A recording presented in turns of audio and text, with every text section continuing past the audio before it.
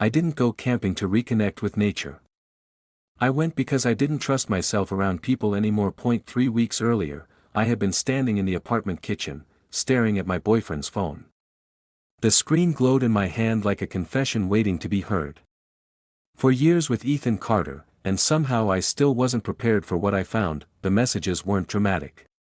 There were no explicit declarations of love, no reckless promises. Just familiarity. Inside jokes. Late-night check-ins. A softness in his words that used to belong to me. Miss you already. Last night was perfect. The timestamp said 1:14 a.m. I had been asleep beside him at 1:14 a.m. when Ethan walked into the kitchen and saw the phone in my hand. His expression didn't shift into panic. It settled into something worse, resignation. Like a man caught in a storm he had already decided not to outrun. It didn't mean anything, he said quietly. That sentence rearranged something inside me. Because if it didn't mean anything, then what did we mean? I didn't yell. I didn't throw the phone. I just asked, how long? He hesitated. That hesitation lasted longer than any argument could have. Long enough for me to understand this wasn't a mistake. It was a pattern. 2 months, he admitted. 2 months of shared dinners. 2 months of kisses goodbye before work. 2 months of me believing we were just going through a rough patch. The fight that followed wasn't explosive. It was clinical. Controlled. Almost polite. Ethan spoke about feeling confused. About needing space. About how he never meant to hurt me. Every word sounded rehearsed, like he had practiced being honest but never practiced being faithful. That I searched his face for remorse. What I found was relief, that hurt more than the betrayal itself. That I packed a duffel bag that night. Not dramatically. Just enough clothes to convince myself it was temporary.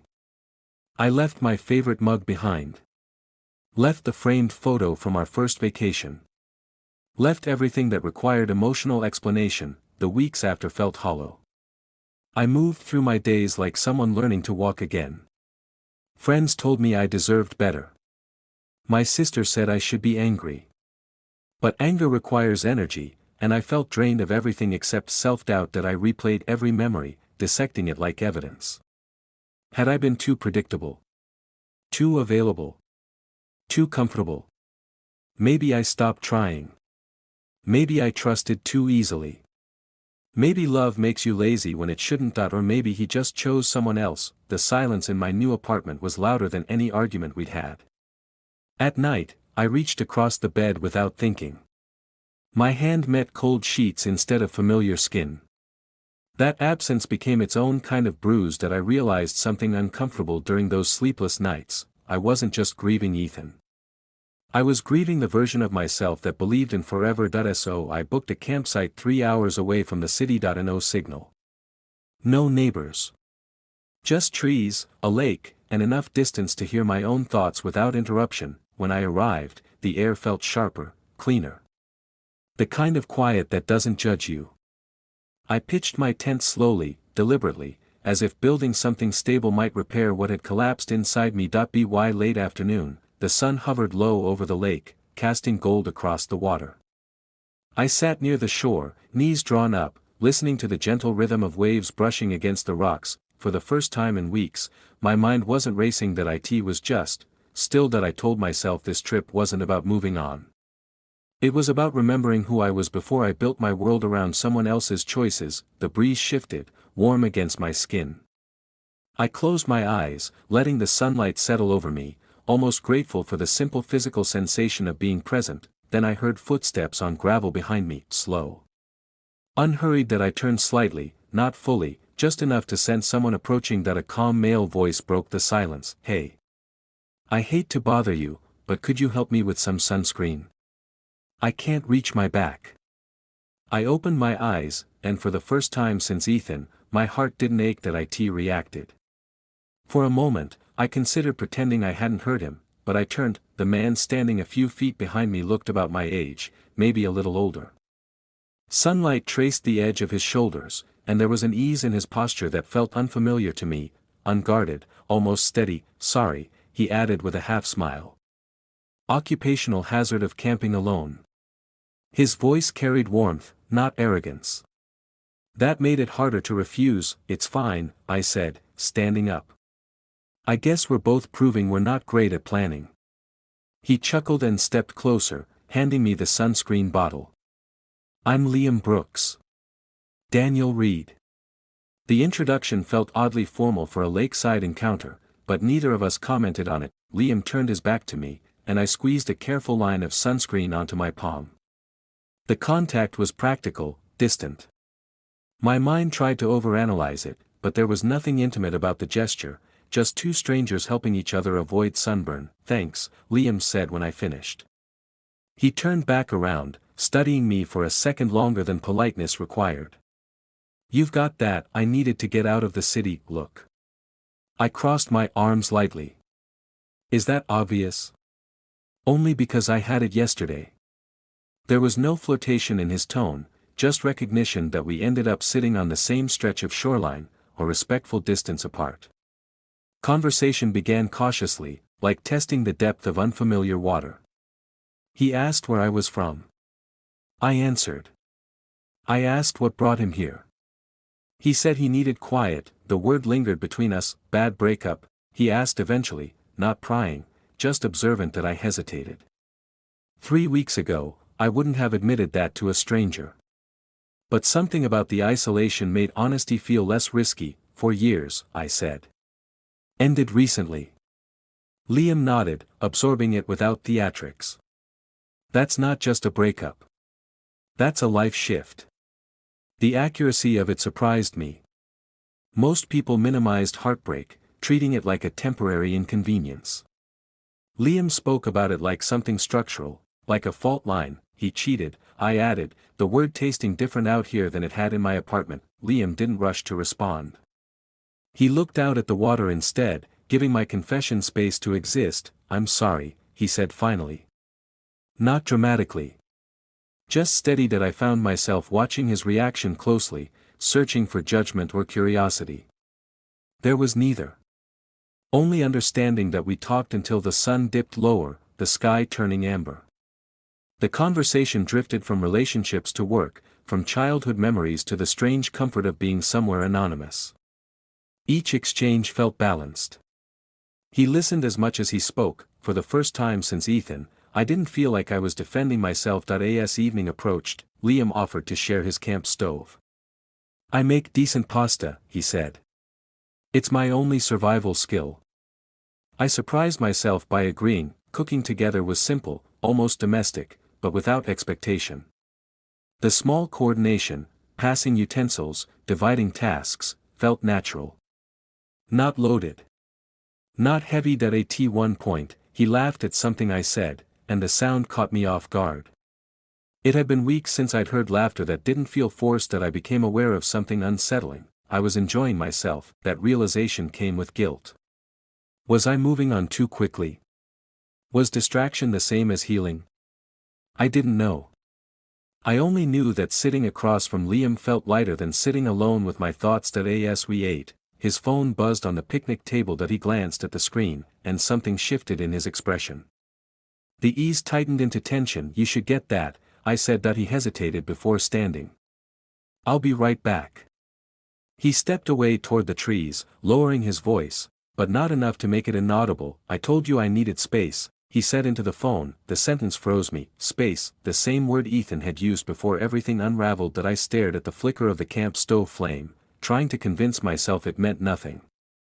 Everyone needs space sometimes. That didn't automatically translate into betrayal. Still, my chest tightened. Liam returned a few minutes later, composure restored but not entirely convincing. Everything okay? I asked, careful to keep my tone neutral. He sat down slowly. It's complicated. That word again. Another echo from a life I had just escaped. I was seeing someone, he continued. We're not officially over. It's been messy for a while. The air between us cooled despite the fire. You're still together? I asked. He ran a hand through his hair. Technically. But it's ending. I came here to clear my head. The familiarity of that justification made my stomach drop. I had heard its cousin before.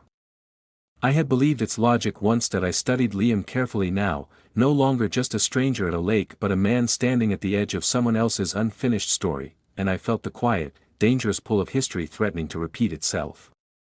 The word technically echoed in my head long after Liam said it, technically together. Technically ending. Technically complicated that I had lived inside those technicalities before. Ethan had wrapped his distance in similar language, soft phrases that blurred responsibility until betrayal felt almost accidental. I refused to stand in that gray area again. The fire between us crackled, but the warmth no longer reached me. So you're still with him, I said, keeping my voice steady. Liam didn't argue. Yes. But it's falling apart. That's not the same as finished.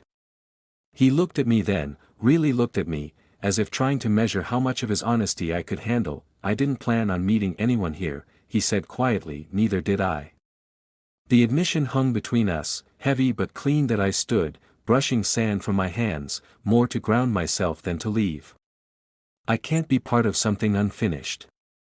His expression tightened, not defensive, but disappointed. You think I'm trying to start something? I think, I said carefully, that people in the middle of endings aren't stable ground. Silence followed. Not angry. Just reflective. The truth was, I liked him. That was the problem. If I hadn't felt that subtle pull, if his presence hadn't quieted something restless inside me, this would have been easy. But attraction has a way of negotiating with your principles that I wouldn't negotiate. I was cheated on, I said, meeting his eyes.